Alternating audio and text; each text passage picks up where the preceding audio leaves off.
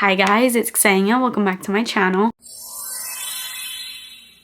So in today's video, you guys are gonna see the reality of blind buying. Obviously, we know that if you blind buy something, it can only go two ways. You either love it or you hate it, or it's just like because obviously you're not smelling a tester, you're just buying it with hopes that you like it. Now, my little tips and tricks with successfully blind buying is looking up the fragrance while I'm in the store, going on Fragrantica, reading the notes, reading some reviews, not all, because Fragrantica gets a little passionate with its reviews. I also like to look at what other perfumes it's compared to, because I've smelled a lot of fragrances. So if I recognize any perfumes that it's being compared to that I like, then that kind of leads me to believe that I'm probably gonna like the fragrance.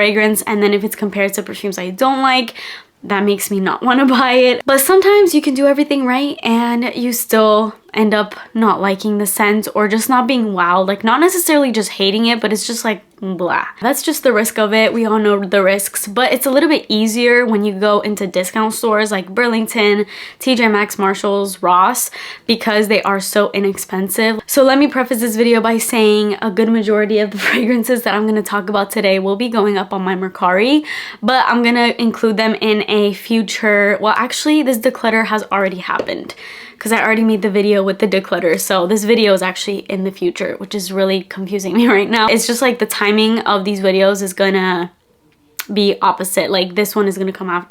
Anyways, these perfumes that you're seeing here that I'm gonna tell you that I don't really like, they're gonna be up on my Mercari. You guys have probably already known on it if you keep up with my declutter videos.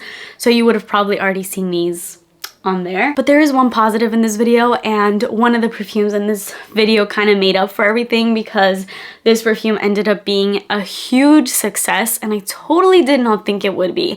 I was fully expecting to not like this scent, or at least to just not fall this in love with it, but I truly love it so freaking much. And that perfume was technically not a blind buy. I did buy it at, I think, TJ Maxx, but somebody had, I don't think it was meant to be a tester, but someone had left the open bottle just like out. So I just sprayed that on me and kind of tested it. And then the rest were like in this little case. By the way, all these are affordable. Everything was like, I think, under $20. But if you want to see everything that I got, then just keep watching. Please subscribe to my channel if you haven't already, and turn your post notifications on, and let's get started. Let's start off with the biggest fail of all. And to be honest, this was entirely my fault, because I have to sneeze. Ugh.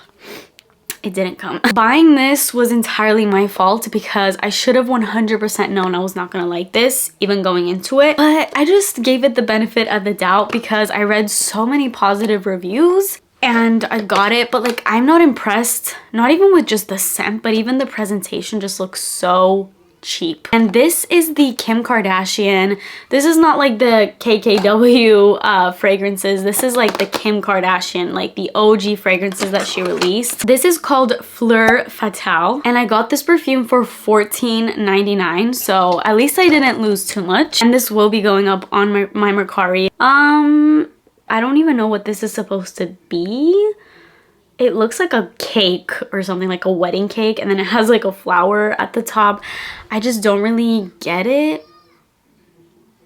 Why am I hearing kids? I think there's kids playing outside. This scent reminds me so much of the Narciso Rodriguez For Her perfume, which I've been very vocal about absolutely hating on my channel. It has that same musky rose type of scent, the kind of rose that I really don't mess around with. I just don't like this type of rose, and I don't know how to explain it. Maybe like a synthetic rose, a rose that's just mixed with too much musk. It just has too much of a mature factor to it that is just not my vibe. And I know people love Narciso Rodriguez For Her so much, and also Lovely by Sarah Jessica Parker, which is also, it's like a dupe to Narciso, and I know people love that scent as well. This kind of falls into the category of those two scents. So I don't know what I was thinking. I need to check this on Fragrantica and see if Narciso was one of the perfumes listed, because if it is and I saw that, then what the heck was wrong with me when I bought this scent? So surprisingly, Narciso Rodriguez is not on the list, but I am seeing just a bunch of other musky rose type fragrances on this list, and I guess I should have known that going into it. But the reviews on Fragrantica are not that bad, so I was like, maybe I'd like this. And to be fair, I don't think it's a horrible scent. If you're into this kind of scent family, I think it's a pretty scent. It's just not my kind of scent. It's a very clean scent. Like I said, rosy, musky scent. It's a really lovely scent. Just I'm not into these scents. I really don't like rose, and the rose mixed with the musk is the type of scents that I really don't like. So that, if it hasn't already sold, is up on my Mercari, or will be up on my Mercari, or has been up on my Mercari. The timing of these videos is really messing with my head, and I'm currently sick right now, so I cannot think. And I completely forgot to read off the notes for this one. This has top notes of bergamot, blackcurrant, and violet, middle notes of tea rose, peony, and iris, and base notes of white musk, sandalwood, and amber. Okay, now reading off the notes, I kind of see why I picked this scent up, because it has really pretty notes. It has one of my favorite florals, which is violet, and also peony and iris. Those are some of my favorite notes. So I think I saw those and just kind of skipped over the rose. And also it has black currants. It has a woody base with the amber. Obviously we have the musk, but sometimes musk can be done nice. So I don't know, the notes are nice, but it just doesn't really translate, at least for me.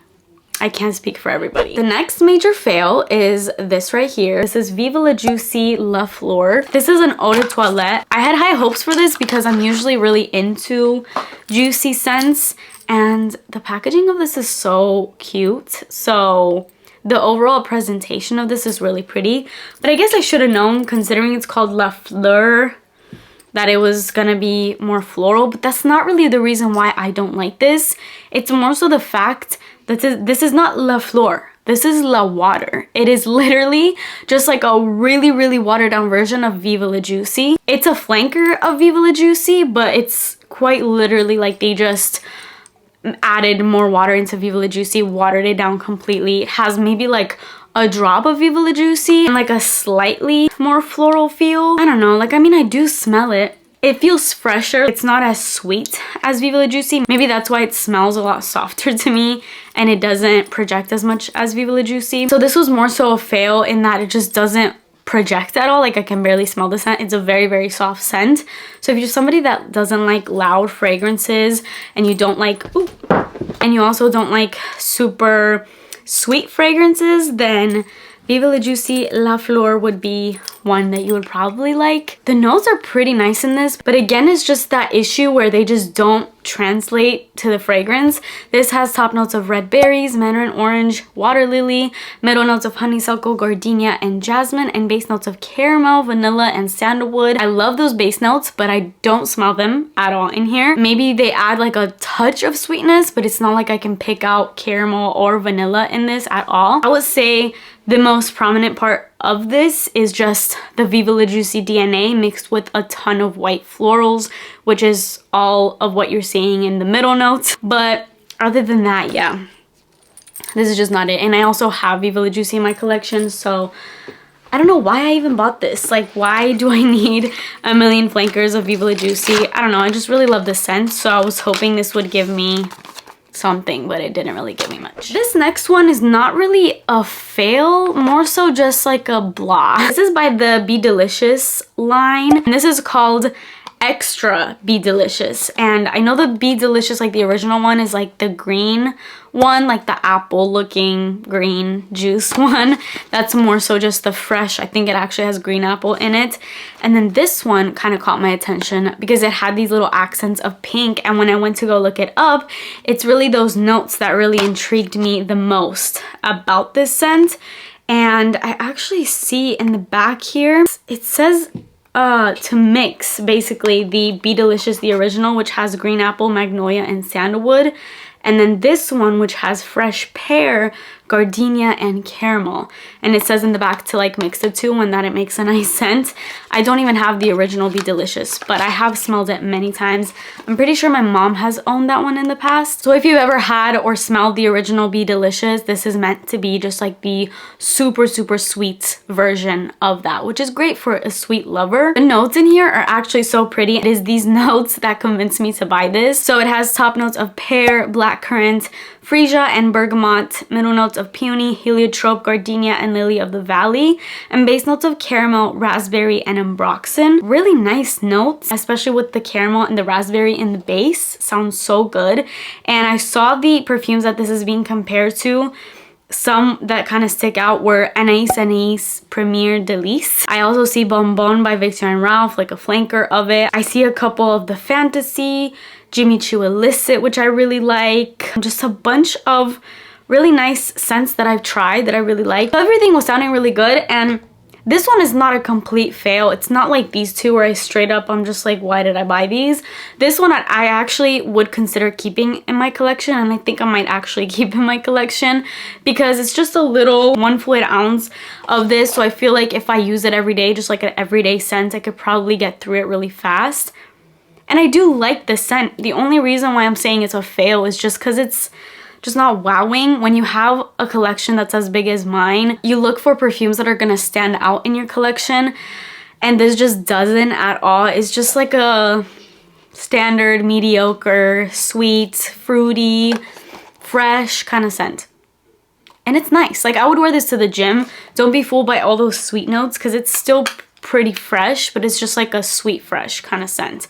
So yeah, like I said, I would literally wear this just like going to the gym, going for a walk, every day. It's nice, but I'm not gonna sit here and rave about this. I'm gonna start wearing it though, and maybe even mixing it with a bunch of body sprays that I have, I think would make this even better. So I don't want to write it off. I don't want to say this is a bad scent because it's not. I like it. I really like it. It's just not a love. And then for the last fragrance that basically redeemed all of these fails is this one, which I thought was gonna be a fail, but I'm so glad that I picked this up. This is Born Dreamer, and it's by Charli D'Amelio, which is like the TikToker. I didn't even know she came out with perfumes, but I have seen this at Ulta, and when I bought this, I actually looked it up online, and it's still being sold at Ulta, and on Ulta it's like 50 bucks, but I got it for $16.99. They had a bunch of these. Like I said, when I got this, somebody had opened this and just like left it out in the open. So that's how I was able to smell this. I don't think it was a tester. I think somebody just opened a box and left it out. This actually blew me away. And I was also with my friend shopping, and I sprayed this and she was like, whoa, that smells amazing. And her signature scent is Cloud, and this totally has the vibe of Cloud, but it just has a little something more in it that I can't pinpoint. But it's just so good. It's so woody, it's fluffy, it's sweet.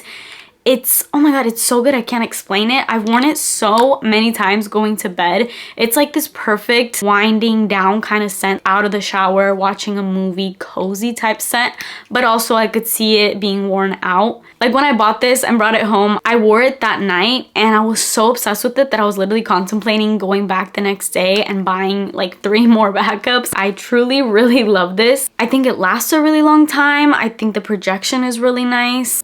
Oh my god, and it's so good. If you like Cloud, if you like Cloud Intense, any variation of Cloud, I think you would love this. As far as notes, this has top notes of green, anjou, pears, and orange, middle notes of sugar and jasmine, and base notes of cashmere musk, ambroxan, and cedar. It has a little bit of like a fruity kick in it as well, which is why this also gets compared to both Cloud and also God is a Woman by Ariana Grande. So I feel like if you put the two together, you kind of get this, because it has that pear that God is a Woman also has, and then that fluffy, sweet, woody cashmere kind of scent that Cloud has. This is like the perfect mashup of those two scents, but oh my god, this is so good. I'm so tempted to go and buy more. And what I will say, if you have any of these discount stores near you, go to them if you want to buy this scent, because it is currently available at Ulta, but you're gonna be paying 50 bucks instead of $16.99. All right, so that is it for this haul. I hope you guys enjoyed it. Like I said, it was a little bit of a fail, but I feel like it's nice to do these every once in a while to show people that